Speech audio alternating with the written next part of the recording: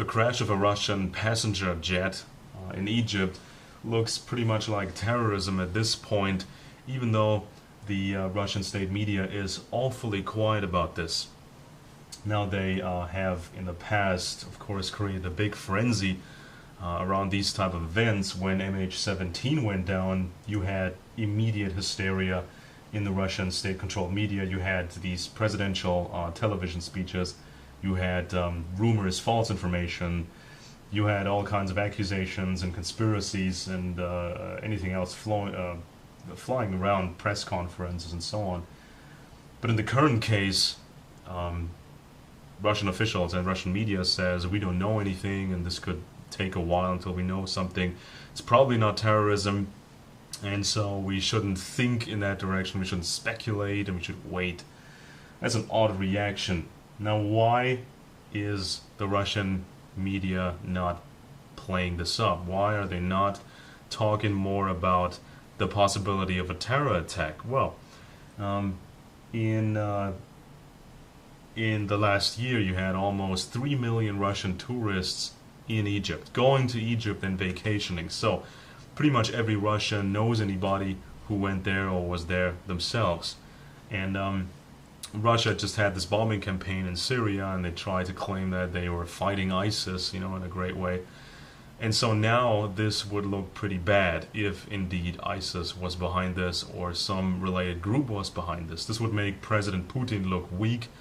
And of course, in this current Russian state, perception is everything, and the leader must be protected against criticism. So Putin does not want to look bad, and Egypt does not want to look weak either. They want to maintain the tourism business, and they want to keep all that money. So Egypt and Russia have a strong motive to cover up any terrorism related to this incident. And we just had the vice president of the airline Metrojet, and he came out and said only some outside force could have brought the plane down the way it went down. So none of these classical accidents or problems could have caused this basically vertical free fall of the plane. So the airline does not want to be blamed for this. So they're, of course, talking to the media now. They're making these statements now, so they don't get blamed later as easily. So would it be in the interest of the Russian state dictatorship to blame the airline and say it was all their fault? Not admitting that the Russian intelligence services, security services, could not protect Russian citizens abroad, Russian tourists. Now, interestingly enough, when something like this happens and Russia gets problems through this, the Russian president gets put into a weak position, normally the so-called alternative media would immediately come out with the usual conspiracy hypothesis. The CIA was behind this, the United States State Department was behind this to make Putin look bad. Now, why are we not seeing this right now? So this is bizarre. This is really bizarre at first glance. Usually it's a race in the so-called alternative media. Everybody wants to be the first to say this was a conspiracy, this was a CIA operation, and so on.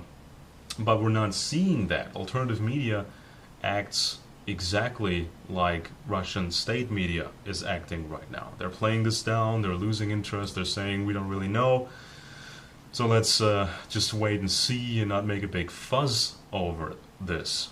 So this is odd, because in this case, actually, this is a pretty solid hypothesis. The CIA or the State Department of the United States might have a big interest in sabotaging that tourism over there and making the president of Russia look bad. But this is only one of many hypotheses, and of course it could be some rogue Islamic group wanting to strike back at Russia. But nevertheless, it's an interesting situation where, again, alternative media is exactly copying what the Russians are doing. So this should give you something to think about. No matter what happens, alternative media will immediately fall in line and repeat exactly the talking points that the Russians are creating. Normally, with every important event, Russia's intelligence agencies, they create talking points. Now, the experts for psychological warfare create talking points, slightly different ones. Some of them are for the president and the administration, some of them are for the state media, and some of them are for the alternative media and the blogosphere. But, of course, they're all related to each other, and they all come from the same source.